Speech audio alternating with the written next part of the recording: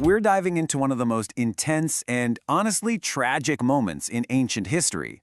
We're talking about the crisis that completely upended the life of King David, one of the most famous rulers of all time. And this whole story really forces you to ask a pretty tough question. How does a hero, a guy who's literally called a man after God's own heart, end up going down a path of lust, deception, and even murder? It's a real deep dive into the complexities of human nature.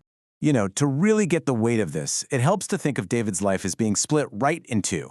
There's the before, his incredible rise, his faith, all the good stuff, and then there's the after, which was completely defined by the fallout from this one catastrophic event. So how did this all kick off? Well, it wasn't on some epic battlefield. Nope. It started on a quiet evening, in a moment where the king probably just had too much time on his hands. Okay, so you have to picture the scene. The army is off fighting, but David, the king, decides to stay home in Jerusalem. He's taken a stroll on his palace roof, which overlooks the city, and he sees a woman bathing. He sends someone to find out who she is, and the answer comes back, that's Bathsheba, and she's married to one of his most loyal soldiers, Uriah the Hittite. And what happens next is just swift and devastating. David uses his power as king to have her brought to the palace. He sleeps with her, and then, a little while later, he gets a message from her that changes everything. She's pregnant. Suddenly, the king's private sin is about to become a very public problem. And this is where things go from bad to so much worse. One terrible decision starts to snowball. David's whole focus shifts from running a kingdom to desperately trying to hide what he's done, and it just drags him deeper and deeper into the dark. You can almost see the wheels turning in his head as he cooks up this cold, calculated plan. Step 1, bring Uriah home from the war. The hope is that he'll sleep with his wife and everyone will just assume the baby is his. But that doesn't work. So, step 2, try to get Uriah drunk, thinking maybe that'll do the trick. That fails too, and now the cover-up takes a murderous turn. He actually writes a secret letter, an order for his own general to make sure Uriah dies in the heat of battle. So, why did the first part of the plan fail? It's all because of Uriah's incredible character. When the king tells him to go home and relax, Uriah basically says, "No way, how could I go enjoy myself when my buddies are out there sleeping in the fields?" He's so loyal, he sleeps at the palace gate with the servants. His honor just puts the king's deception to shame. And this is just the most tragic part of the whole story. David hands that sealed letter, the actual kill order, to Uriah himself.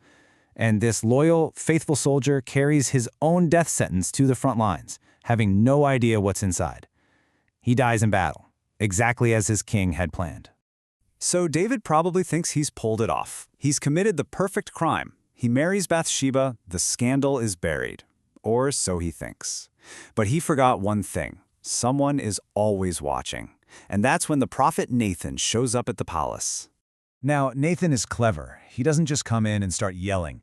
No, he tells the king a story. He says, there's this rich man. He has tons of sheep. And there's a poor man who has only one single little lamb that he loves like a daughter. A traveler comes to the rich man's house, and instead of taking one of his own sheep, he steals the poor man's only lamb to cook for dinner. David, remember, used to be a shepherd himself. He hears this story, and he just explodes with anger. He completely misses that it's a parable. He stands up and declares that this rich man deserves to die for being so cruel and having no pity. And then Nathan just looks him right in the eye and delivers one of the most devastating lines in history.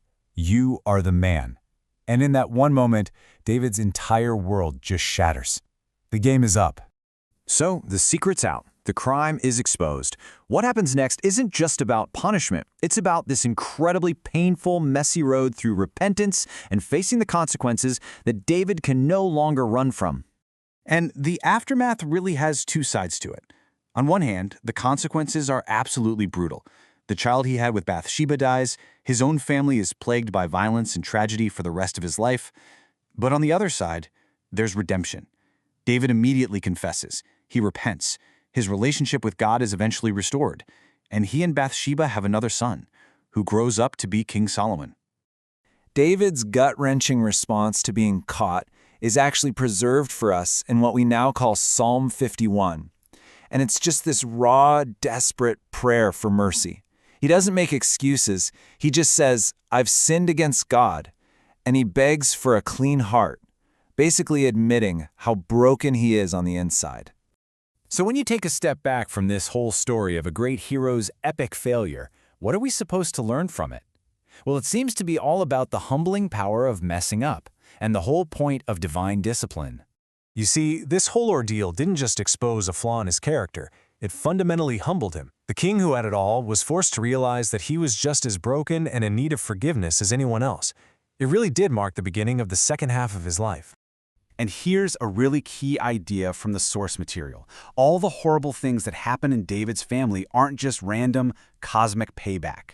They're presented as God's severe discipline, a painful but necessary course correction for someone he loved. This final thought really gets to the heart of the paradox in this whole story. The process was agonizing, no doubt about it. But through all that pain, David seems to have gained a kind of spiritual maturity he never could have found otherwise, eventually producing a harvest of righteousness. It leaves you with a pretty provocative question, doesn't it? Can our greatest failures sometimes lead to our most profound growth?